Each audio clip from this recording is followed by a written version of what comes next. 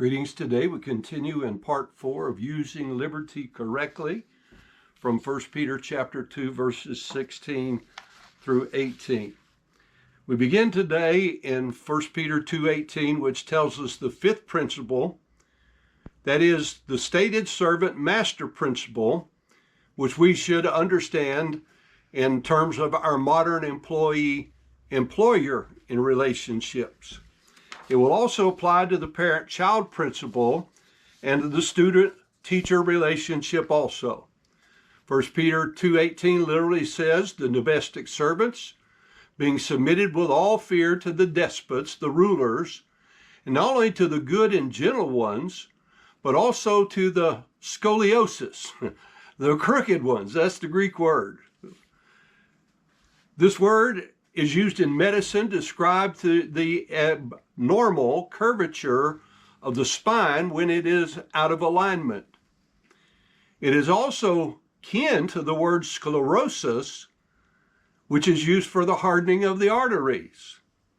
The single word stands out as the opposite of the two words good and gentle. How often do we hear people attempting to excuse adherence to these instructions on the basis of the person in charge is lack of being good and gentle? That is, because they're perceived as evil and rough, they decide they're not required to honor him. But Ephesians 6:5 says, servants, be obedient to them which are your masters according to the flesh, with fear and trembling, in singleness of your heart as unto Christ, not with eye service as men pleasers. And this phrase means not only working when the boss is watching, but as the servants of Christ, doing the will of God from the heart, with good will doing service as to the Lord and not to men, knowing that whatsoever good thing any man doeth, the same shall he receive of the Lord, whether he be bond or free. And ye masters, do the same things unto them, forbearing threatening, knowing that your master also is in heaven, neither is there respect of persons with him. To Colossians 3 and verse 22, servants, obey in all things your masters according to the flesh, not with eye service as men pleasers, but in singleness of heart, fearing God.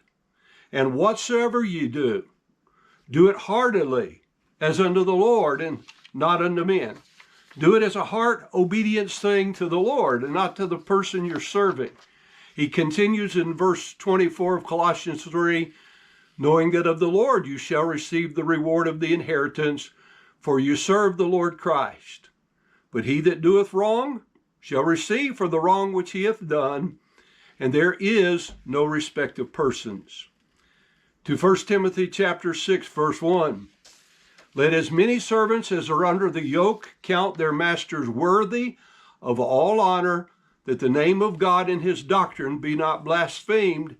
And they that have believing masters, let them not despise them because they are brethren, but rather do them service, because they are faithful and love partakers of the benefits.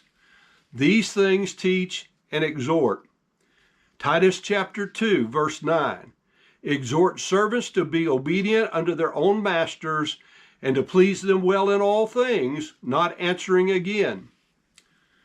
I believe the phrase not answering again there means without argument, without talking back, without muttering disagreement under your breath.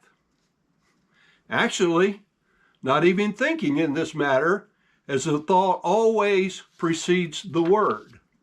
So 1 Peter 3:18 declares that it does not matter how hard, how sclerosis or crooked, scoliosis, the ruler might be, we must trust God to protect us as we obey now and to give us future rewards for our obedience.